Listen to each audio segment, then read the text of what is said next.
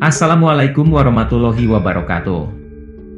Sedulur jejak lakon, ada kisah menarik saat pagebluk wabah penyakit kolera melanda Pulau Jawa pada abad 19 Masehi. Konon diceritakan ada seorang kakek berusia lanjut berhasil melenyapkan wabah kolera tersebut, ia bernama Mbah Jugo. Sosok Mbah Jugo digambarkan lelaki tua dengan perawakannya jangkung, dengan kulit wajah yang senantiasa memerah seperti kebanyakan tersiram sinar matahari. Dan ia juga berpenampilan menarik dengan menggunakan kumis dan jenggot panjang yang tiba-tiba muncul di desa Jugo atau Jugo berada di wilayah Kecamatan Kesamben, Kabupaten Blitar. Lokasinya berbatasan dengan Kabupaten Malang, sekaligus berdekatan dengan Gunung Kawi. Namun yang membedakan Mbah Jugo dengan orang pada umumnya adalah kedua daun telinganya terlihat lebih besar. Bahkan, yang juga diingat setiap orang yang pernah ditolongnya yaitu penampilan Mbah Jugo sepintas mirip gelandangan. Namun anehnya baju yang dikenakan tidak pernah tampak compang-camping maupun kotor. Im Yang Chu menyebutkan dalam bukunya yang berjudul Riwayat Ejang Jugo Panembahan Gunung Kawi. Ketika menampak kedatangannya, penduduk desa Jugo memburu dengan menangis sebagai anak-anak melihat ibunya datang dari bepergian jauh. Mereka mengadukan penderitaannya, minta obat, minta dilindungi keselamatannya. Mbah Jugo muncul dari dalam belukar hutan. Melihat antusias orang yang merindukan kehadirannya, ia berjalan ke arah kandang sapi yang lama tidak terpakai. Sebelum masuk hutan dan kemudian menghilang, di kandang sapi di pinggir hutan tersebut, Mbah Jugo biasa seperti termangu sendirian. "Hayo, siapa yang sakit boleh datang kemari, yang tidak bisa jalan boleh suruhan orang saja membawa air di botol atau bumbung. Nanti ku beri obat supaya waras kembali," seloroh Mbah Jugo seperti dituturkan Im Yang Chu. Terutama bagi kaum kromo atau rakyat jelata. Wabah kolera menimbulkan ketakutan sekaligus kesengsaraan. Kematian terjadi di mana-mana. Sejarawan Susan Blackburn menyebut epidemi kolera pecah di Hindia Belanda mulai tahun 1820. Pemicu kolera adalah hubungan dagang antara Jawa dengan India melalui Selat Malaka. Serangan pertama muncul di sepanjang pesisir pantai utara Jawa. Dari Batavia, penyakit kolera menyebar ke Semarang hingga Surabaya.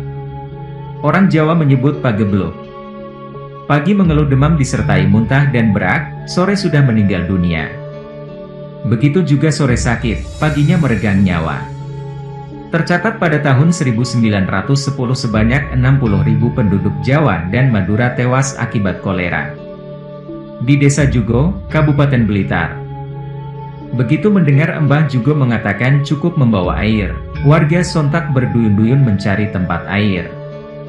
Ada yang pakai cangkir, ada yang pakai kelowoh, ada yang pakai bumbung, tulis Im Yang Chu. Air di dalam wadah yang beragam tersebut, diletakkan di depan Mbah Jugo. Laki-laki tua itu hanya diam. Semua wadah air itu hanya dipandangnya. Sejurus kemudian, warga dimintanya membawa air itu pulang. Air diminumkan kepada si sakit. Juga dioleskan pada tubuh yang dianggap sakit. Ajaib. Dalam waktu singkat semua berangsur-angsur sembuh, sehat seperti sedia kala. Kabar munculnya Mbah Jugo dengan cepat menyebar ke desa-desa lain. Ke arah timur bergetok tular sampai wilayah Sumber Pucung, dan ke Panjen, wilayah Kabupaten Malang. Ke barat menyebar sampai wilayah Hulingi, hingga kota Blitar. Nama Mbah Jugo menjadi buah bibir. Diucapkan di mana-mana dengan penuh hormat.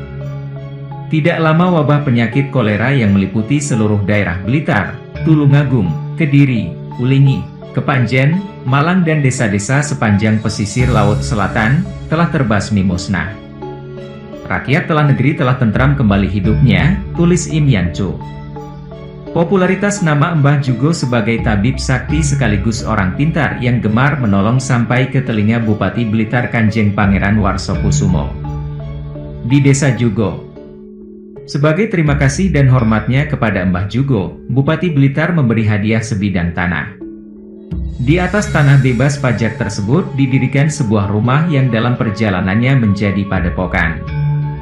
Sejak itu Mbah Jugo yang juga dikenal dengan panggilan Ki Ageng Jugo atau Panembahan Jugo berhenti berkelana.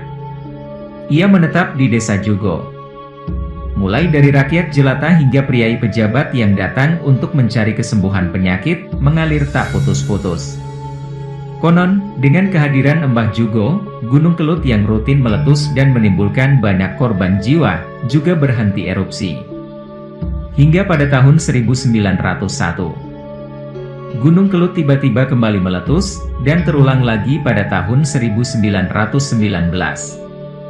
Ribuan penduduk Blitar banyak yang menjadi korban. Peristiwa alam tersebut terjadi setelah Mbah Jugo hijrah ke Gunung Kawi. Tepatnya tahun 1876. Padepokan Mbah Jugo di desa Jugo, Kecamatan Kesamben ditinggalkan. Dengan berbekal kayu dari hutan Brongkos, Kecamatan Kesamben, Mbah Jugo mendirikan padepokan di lereng Gunung Kawi. Di bawah gunung setinggi 2.860 meter. Lokasi padepokan bertempat di Dusun Wonosari, Desa Ngajum, Kecamatan Kepanjen, Kabupaten Malang. Di sekelilingnya banyak tumbuh rindang pohon cendana, nagasari, dewandaru, margoutomo, kepel, belimbing, kukusan, jambu dan cerme. Mbah Jugo ditemani Mbah Iman Sudjono putra angkatnya yang konon berasal dari Terah Priai Mataram. Gunung Kawi yang berlokasi jauh dan sepi, sontak berubah ramai. Mereka yang ingin bertemu Mbah Jugo datang dari mana-mana. Tidak hanya warga Jawa Timur. Yang datang dari luar Jawa, juga tidak sedikit. Bahkan banyak diantaranya etnis Tionghoa. Tidak hanya mencari obat kesembuhan atas penyakit yang diderita. Berbagai persoalan hidup juga disampaikan kepada Mbah Jugo untuk dimintakan jalan keluar. Sebagai wujud rasa syukur. Mereka yang harapannya terkabul, seringkali membuat tumpeng untuk dimakan bersama. Dalam perjalanannya ungkapan rasa syukur tersebut menjadi tradisi mereka yang datang ke Gunung Kawi. Tahun 1879. Tepatnya Minggu Legi, bulan Selo dalam penanggalan Jawa, Mbah Jugo tutup usia. Sebelum menghembuskan nafas terakhir, Mbah Jugo menjalani laku tapangelowong. Yakni tidak makan minum dan hanya menghirup udara selama 36 hari. Pada hari ke-37, dengan diiringi oleh Raden Mas Iman Sudjono dan sekalian cantrik Hulu Gintung, Mbah Jugo berangkat dari padepokannya naik menuju tempat pekuburannya, tulis Im Yang Chu. Di liang kubur, dalam posisi duduk bersila Mbah Jugo menghembuskan nafas terakhirnya. Konon liang lahat tersebut disiapkan oleh tangan Mbah Jugo sendiri 7 tahun sebelumnya, 1872. Sekitar 8 tahun kemudian, Mbah Iman Sudjono yang melanjutkan laku Mbah Jugo menolong orang yang datang ke Gunung Kawi, juga tutup usia. Hingga hari ini tidak ada yang tahu persis dari mana asal Mbah Jugo. Orang-orang Tionghoa lebih suka memanggil Mbah Jugo dengan sebutan Tai Losu yang berarti Kiai Guru Tua. Sedangkan Mbah Iman Sudjono dipanggil Jie Losu yang artinya Kiai Guru yang kedua. Hingga kini, tiap hari Jumat Legi, dua makam yang berdampingan barat dan timur tersebut selalu dibanjiri peziarah Gunung Kawi. Demikianlah kisah Mbah Jugo atau Kiai Guru Tua yang berhasil menghalau pagebluk wabah kolera dari Pulau Jawa. Semoga video ini bermanfaat dan menghibur sedulur jejak lakon. Wassalamualaikum warahmatullahi wabarakatuh.